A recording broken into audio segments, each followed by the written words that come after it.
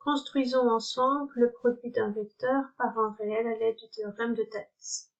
Tout d'abord, il faut commencer par exprimer en quoi consiste le théorème de Thalès. Vous ne le connaissez pas encore. Ce théorème de Thalès, en quoi consiste-t-il? Pour exprimer le théorème de Thalès, j'ai besoin de deux droites séquentes. Je les ai nommées D et D', et soit A le point d'intersection de ces deux droites. Sur ces deux droites, je vais choisir des points. B et C sur la droite D, I et J sur la droite D'. Voici la représentation. Donc j'ai la droite D, la droite D', le point A est ici, BI, CJ sont les deux droites que j'ai dessinées en reliant les points B et I choisis sur chacune des droites, la droite respectivement D et D', et les points C et J respectivement sur D et D' également. Eh bien, il se fait que si ces deux droites, si vous choisissez bien les points, que les deux droites BI et CJ sont parallèles entre elles, eh bien, vous allez obtenir quelque chose d'assez particulier. Les deux droites parallèles coupant les deux droites séquentes forment en fait des triangles. Les voyez-vous? Vous avez tout d'abord le triangle ABI, le premier triangle ici, celui-ci. Le voici. Et vous avez un deuxième triangle, le triangle ACJ.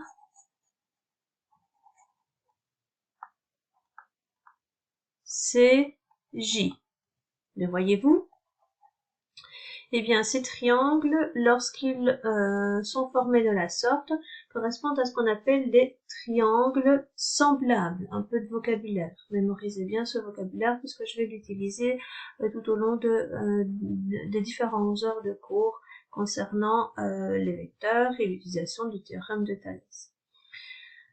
Dans ces triangles semblables, eh bien, vous obtenez ce qu'on appelle des côtés homologues, c'est-à-dire des côtés qui se correspondent. C'est-à-dire, allons-y. Nous avons tout d'abord laissez-moi changer de couleur,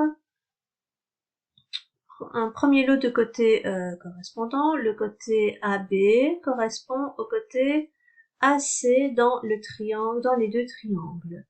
Nous avons le côté AI correspondant au côté AJ. Et triangle veut dire trois côtés, donc nous avons un troisième côté qui est le côté BI et le côté CJ. Voici vos côtés homologues par paire. Eh bien, ces longueurs, lorsque vous êtes dans la situation particulière de deux droites séquentes coupées par deux droites parallèles, eh bien, en fait, ces longueurs, les différentes longueurs que je viens de repérer, sont des longueurs qui sont proportionnelles. Cela veut dire que si je fais le rapport des longueurs des côtés homologues, c'est-à-dire la longueur de AB, du côté AB par la longueur du côté AC, eh bien, j'aurai exactement la même chose que si je prends la longueur AI, je la rapporte à la longueur 1J. Et troisième rapport possible, la longueur BI rapportée à la longueur CJ. Voici le théorème de Thalès.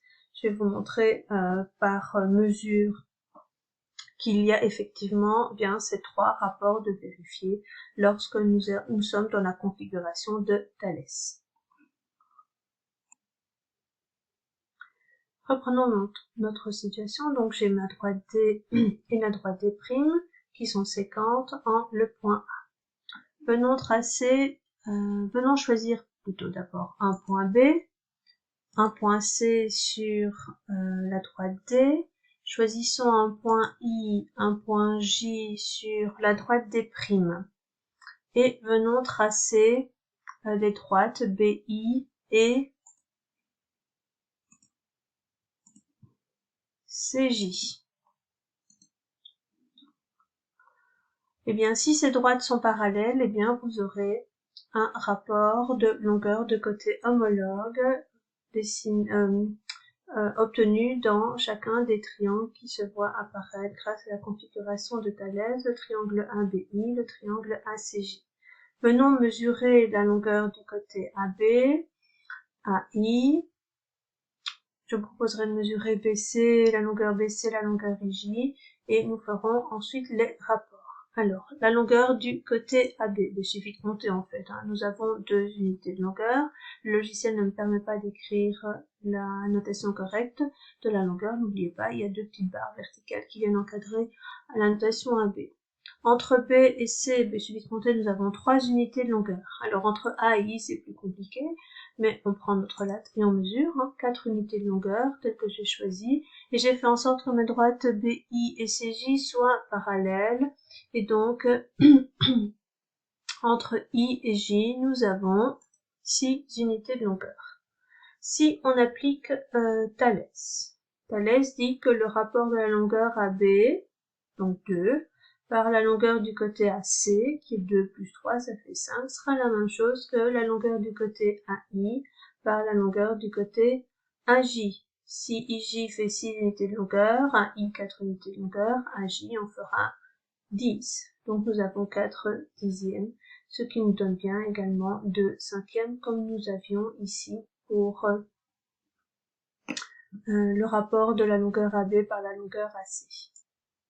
Et donc, écrivons Thalès. Donc, Thalès nous dit que le rapport de la longueur du côté AB dans le triangle ABI rapporté à la longueur du côté homologue dans l'autre triangle ACJ, c'est-à-dire AC,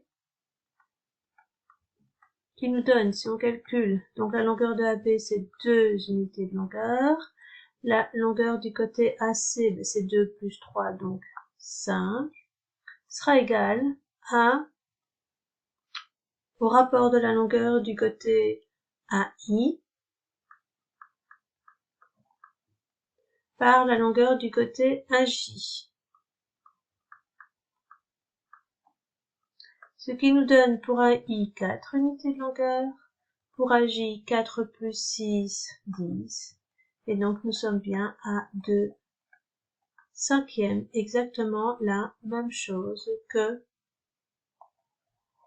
le premier rapport que nous avions écrit. Donc nous avons bien des longueurs qui sont proportionnelles. Et donc reprenons ensemble une dernière fois le théorème de Thalès avant de l'appliquer. 2 droites sécantes coupées par 2 droites parallèles forment des rapports de longueur homologues qui sont proportionnels, c'est-à-dire que le côté AB rapporté à la longueur du côté AC sera égal au rapport de la longueur du côté AI rapporté à la longueur du côté AJ, et la longueur du côté BI rapportée à la longueur du côté CJ donne le même rapport que les deux précédents. Voilà pour le théorème de Thalès. Appliquons-le maintenant pour notre produit d'un vecteur par un réel. Utilisons Thalès pour construire le produit d'un vecteur par un réel. Tout d'abord, reprenons notre configuration de Thalès. Donc, je vous propose les deux mêmes droites parallèles. J'en ai rajouté une troisième, la droite DK. D est un point de la droite D, K est un point de la droite D'. Cela ne change rien. Quelle que soit la situation des deux droites parallèles, l'une par rapport à l'autre, par rapport au point d'intersection des deux droites séquentes, le théorème de Thalès s'applique. Que nous permet d'exprimer Thalès? Cette fois-ci, vous voyez apparaître 3 triangles, associons 2 triangles ensemble. Travaillons avec le triangle ABI et le triangle ACJ. Dans ces deux triangles semblables, nous pouvons écrire des rapports de longueur. Commençons par le côté AC dans le triangle ACJ. AC, si je rapporte au côté homologue dans l'autre triangle avec lequel je compare, qui est ABI, c'est la longueur AB, eh bien ce rapport sera exactement le même si je vais chercher la longueur du côté AJ par la longueur du côté AI. Alors que vous commenciez par AC ou AB, ça ne change rien. Tout ce qui importe, c'est que vous mettiez d'un même côté de la fraction, au numérateur ou dénominateur, les côtés d'un même triangle. Alors, nous ne savons pas estimer les longueurs AI et AJ aisément sur ce schéma, mais par contre, AC et AB, oui, nous pouvons les comparer. Entre A et B, j'ai une unité de longueur. Entre A et C, j'ai 5 unités de longueur. Ce qui me donne donc 5 sur 1, et donc j'ai un rapport de 5 entre ces différentes longueurs. Nous pouvons également travailler dans le triangle ABI et le triangle ADK. Et même chose, exprimer Thalès dans ces deux triangles en associant des côtés homologues. Allons chercher la longueur AD. Cette longueur AD, je peux la rapporter à AB, qui est le côté homologue dans le triangle, le côté homologue à AD dans le triangle ABI. Ce rapport est exactement le même que la longueur A, que celui exprimé grâce à la longueur AK rapporté à la longueur du côté AI. Idem, je ne sais pas estimer ces longueurs. Par contre, la longueur de AD par rapport à la longueur de AB, oui, j'ai une unité de longueur ici. Par contre, j'en ai deux ici. Donc, cela me donne 2 sur 1, c'est-à-dire un rapport de 2 pour ces longueurs. Donc, même si je ne sais pas exprimer la longueur AK et AI, je sais que AK est 2 fois plus long que AI. Comparons maintenant des vecteurs, puisque c'est ce qui m'intéresse ici dans le cadre de ce cours, c'est travailler les vecteurs et multiplier un vecteur par un réel. Les vecteurs AI et AJ, correspondant aux segments qui étaient des segments de longueur inatteignable de par le manque d'informations pour pouvoir les mesurer correctement. Ces vecteurs AI et AJ ont même direction. Souvenez-vous, lorsque l'on compare des vecteurs, on commence toujours par cette première caractéristique. Puisque j'ai la même direction, je peux aller plus loin, je constate qu'ils ont le même sens. Par contre, les vecteurs 1i et 1k, que je définis dans les deux autres triangles, qui ont également même direction, donc je peux aller plus loin, comme ils ont même direction, je vais voir le sens, ici ils ont un sens contraire.